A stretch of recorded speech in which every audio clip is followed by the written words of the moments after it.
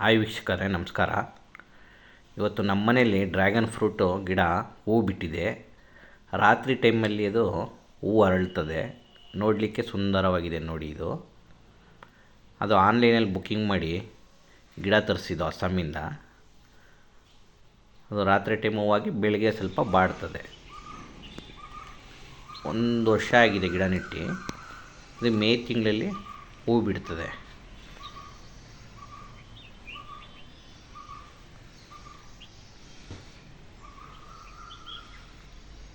ಒಂದು ವರ್ಷಕ್ಕೆ ಇಷ್ಟು ಬೆಳೆದಿದೆ ನೋಡಿ ಗಿಡ.